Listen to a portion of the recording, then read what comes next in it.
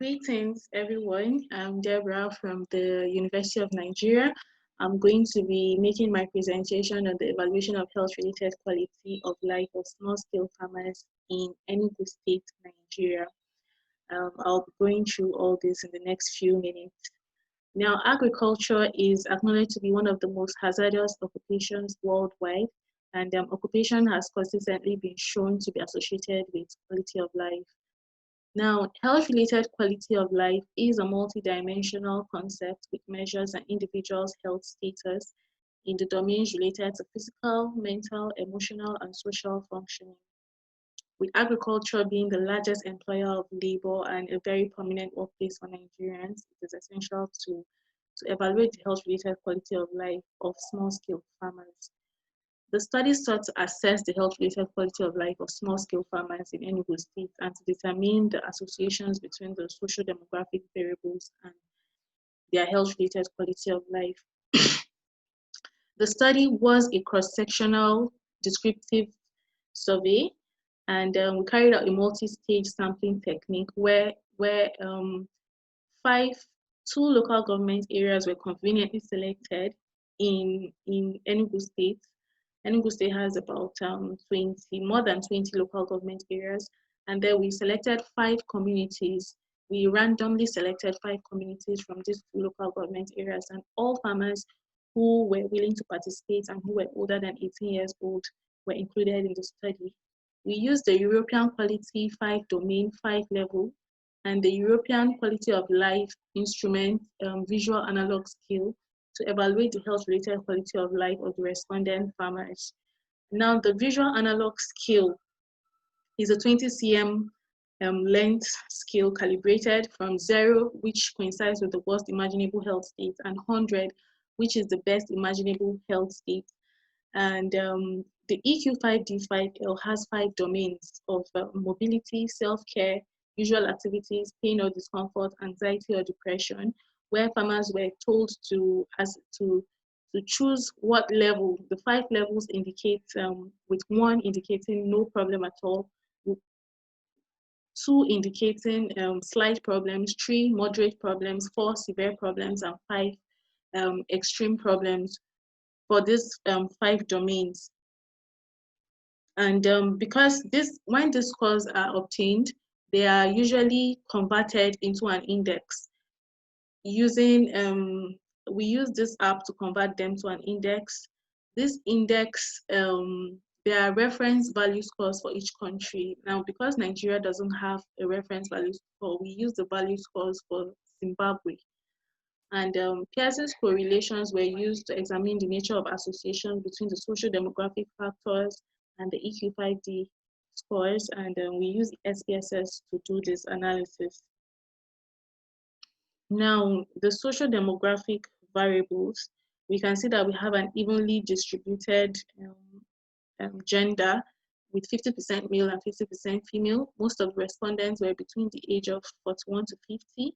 They were mostly married, and the majority of them had a secondary school education. They mostly had an alternative job because they couldn't depend on the small-scale farming. When asked about their monthly income, most of them earned less than 20,000 naira, which is roughly equivalent to $50, 50 US dollars. And when asked if they were currently ill, most of them responded that they were ill, 75% of them actually. And even though this was not part of the questionnaire, we asked what kind of ailment they had, and it was mostly malaria. This is the health profile of the respondents. The areas shaded green indicate that the respondent had no problems in these areas. In terms of mobility, healthcare, and usual activities, there was no problem. But when it came to pain and anxiety, about a third of them said they had slight pain, while more than a tenth of them actually had severe pain and discomfort.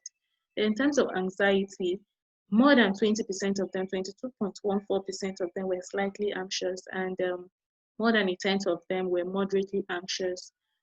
Then this is the mean utility valuation score. It was 0.84. It ranges from minus 0.15 to 1. At 0.84, it's the good quality of life. The greater the score, the better the quality of life. And these farmers had 0.84. It's comparable to the general population in Nigeria.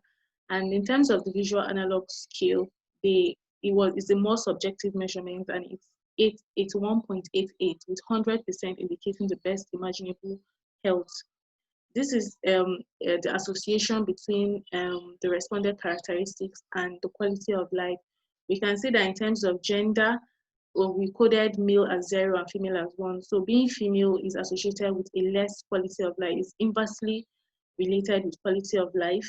And age, an increasing age is associated with is inversely associated with quality of life. Now, the striking variable here is education. More educated farmers had a better quality of life. The more your education, the better the quality of life you have, and so on and so forth. Now, the implications of my study, the strong correlation between the EQ5D score and education has been consistently documented in other studies, and underscores the importance of education among the populace, especially farmers. And the presence of an ailment was also associated with a negative quality of life. So farmers in malaria endemic regions should be educated on malaria prevention. And then while pain reflects problems with physiology, anxiety and depression reflects problems in areas of psychology and interpersonal relationships. So the fact that greater than 1/3 of these farmers had anxiety and depression indicates a need to improve mental health awareness among these farmers. Now, and the cross-sectional nature of this survey impedes it limits the inferences we can make on temporal precedence of the association between the health-related quality of life and the social demographic variables. So we recommend for more studies, preferably longitudinal. And in addition to caring for physical conditions, we should also take care of the mental health conditions. These are my references. Thank you very much for listening.